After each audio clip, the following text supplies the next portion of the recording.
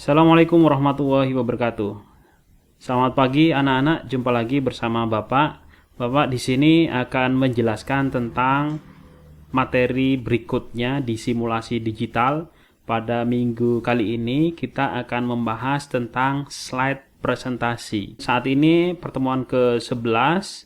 Pada kesempatan kali ini di pertemuan ke-11 kita sudah masuk di KD kompetensi 3.5, yaitu menganalisis fitur yang tepat untuk pembuatan slide, kemudian membuat slide untuk presentasi. Nah, tujuan dari pembelajaran pada minggu ini adalah yang pertama, peserta didik bisa mengidentifikasi jenis perangkat lunak presentasi dengan benar, kemudian bisa nanti menjelaskan fungsi-fungsi dan keuntungan penggunaan perangkat lunak presentasi dengan benar. Kemudian nanti juga bisa menentukan perangkat lunak presentasi yang benar dan menggunakan fitur perangkat lunak presentasi yang benar. Itu adalah tujuan kita pada hari ini. Oke, sekarang kita mulai saja. Apa sih sebenarnya perangkat lunak dan seperti apa pemanfaatan perangkat lunak? Nah, anak-anakku sekalian, biasanya kalau kita mau menyampaikan sesuatu, menyampaikan pesan terhadap orang lain, itu kan ada berbagai macam cara. Bisa kita langsung berbicara kepada orang lain, bisa juga kita langsung menyampaikan pesan melalui tulisan dan sebagainya. Tetapi ada kalanya kita juga bisa dibantu oleh sebuah alat, yaitu perangkat software atau perangkat lunak presentasi, sehingga nanti memudahkan kita menjelaskan sesuatu kepada orang lain. Jadi presentasi itu adalah merupakan salah satu bentuk komunikasi yang dilakukan untuk menyampaikan suatu topik atau suatu permasalahan. Bisa pendapat ataupun informasi-informasi kepada orang lain. Dan yang paling penting dalam sebuah presentasi nanti akan terdapat beberapa unsur. Unsur-unsur itu seperti yang pertama adalah pihak yang melakukan presentasi, atau yang disebut dengan presenter. Jadi kalau misalkan kita nanti mau menjelaskan sesuatu kepada orang lain, maka kita disebut dengan presenter yang membawakan materi gitu. Kemudian yang kedua unsurnya adalah peserta presentasi atau pemirsa atau audiens yang akan diajak mengerti tentang apa yang akan kita sampaikan. Kemudian yang ketiga unsur komunikasi itu adalah media atau perangkat presentasi. Nah, salah satu yang bisa kita gunakan nanti akan kita bahas pada video ini.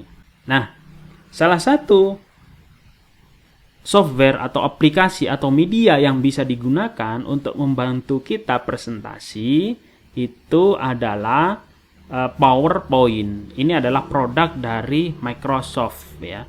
Di pertemuan-pertemuan sebelumnya kita sudah mengetahui bahwa Microsoft itu memiliki beberapa produk seperti pengolah kata yaitu Microsoft Word, kemudian pengolah angka Microsoft Access, dan sekarang kita akan mempelajari satu lagi produk Microsoft yang digunakan sebagai media mempresentasikan sesuatu, yaitu Microsoft PowerPoint. Nah, nanti silahkan dibuka aplikasinya, nanti silahkan dipelajari, dicoba. Tapi yang mau saya kenalkan pada kesempatan kali ini adalah mengenal tampilan pada PowerPoint. Sebenarnya ini tidak jauh berbeda dengan menu-menu yang ada di Microsoft Word atau Excel, tetapi ada perbedaannya sedikit, yaitu yang perlu saya sampaikan. Yang pertama di atas ini adalah Quick Access Toolbar. Jadi ini adalah toolbar tombol cepat yang bisa kita akses. Misalkan seperti di sini save, simpan, undo, atau redo, atau show misalkan. Nah, ini adalah quick access toolbar. Menyimpan sebuah dokumen bisa dilakukan seperti ini. Ini adalah satu menu yang pertama. Kemudian menu yang kedua adalah ribbon. Jadi ribbon ini terdiri dari kumpulan menu-menu yang sudah disusun sedemikian rupa sehingga memudahkan kita untuk menggunakan. Nah, di sini ada home, insert, design, transition, dan lain-lain. Banyak sekali di sini. Nanti kalau sudah praktek silahkan diklik sembarang, dicoba sembarang. Ya, tidak akan rusak ya. Dicoba saja nanti ya. Kemudian di sini ada title. Title di sini adalah nama file dari file yang kita buka saat ini. Jadi di sini adalah presentation 1, berarti nama filenya adalah presentation 1. Oke. Kemudian di sini jajaran sini ini adalah slide navigation pane. Jadi ini adalah slide-slide-nya karena nanti PowerPoint itu hanya menampilkan poin-poinnya di dalam sebuah slide begitu ya. Nah, nanti slide-slide-nya nanti disusun di sini. Slide 1, slide 2, slide 3 dan seterusnya di sini. Nah, kemudian di sini area kerja kita. Area kerja kita itu yang pertama terdiri dari slide pane di sini. Ya, slide pane. Jadi di sini tempat untuk mengetikkan materi apa yang akan kita presentasikan. Nanti di sini dituliskan. Misalkan seperti yang tadi saya ada nama, ada judul presentasi dan seterusnya. Kemudian di sini ada ruler atau penggaris. Di sini digunakan untuk menentukan jarak atau supaya dokumennya presisi. Kemudian di bawah sini ada page number in slide. Page number in slide artinya slide ini nanti kan terdiri dari banyak slide. Nah, terdiri banyak slide itu nanti di sini kita sedang nomor berapa? Kita sedang berada pada slide nomor berapa begitu. Kemudian di sini ada notes ya. Di toolbar bawah ini ada notes, ini adalah catatan kita ketika kita presentasi gitu ya.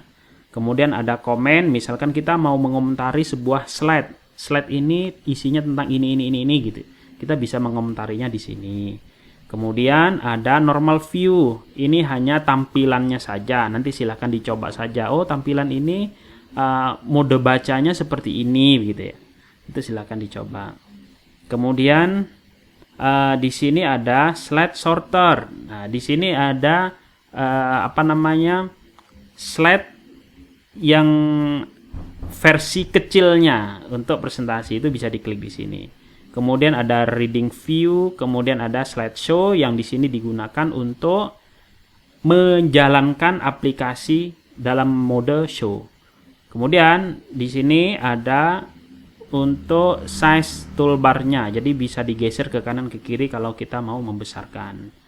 Nah, sebagai contoh mungkin ya di sini slide navigation seperti ini ya. Nah, ini adalah slide. Ini slide pertama berisi judul, slide kedua berisi pertemuan, slide ketiga, slide keempat dan seterusnya. Ini adalah contohnya. Oke. Nah, sekarang mari kita membuat sebuah slide. Nah, jadi sebuah file presentasi itu terdiri dari rangkaian slide yang disajikan secara runtut. Supaya apa? Supaya informasinya itu tersaji dengan menarik. Informasi yang menjadi konten presentasi dapat berupa teks, bisa masukkan teks di sini, bisa masukkan tabel, bisa masukkan grafik, bisa masukkan gambar, audio maupun video. Oke. Ini adalah ruler, guides, dan grid line. Nah, ini digunakan untuk membuat presisi dokumen yang akan kita buat ya, karena di sini ada penggarisnya. Nah, kemudian di slide itu nanti kita juga bisa untuk membuat tampilan supaya menarik dengan cara dikasih latar belakang, warna dan seterusnya gitu ya. Bandingkan saja antara yang kiri dengan yang di kanan, itu lebih menarik mana? Tentu lebih menarik yang sebelah kanan kan, karena ada warna di situ. Oke, langsung saja setelah ini nanti kita akan membuat contoh slide ya, seperti yang sudah saya sertakan pada LKPD lembar kerja peserta didik. Di sana sudah ada instruksinya untuk membuat 3 slide contoh ya. Tiap orang punya jatah gagal, jadi habiskan semua jatah gagalmu di masa muda sehingga kelak kau tidak akan mengalami kegagalan lagi dan tinggal suksesnya saja. Terima kasih. Mudah-mudahan video ini cukup memberikan pandangan ya. Langsung kita kerjakan LKPD-nya. Saya akhiri.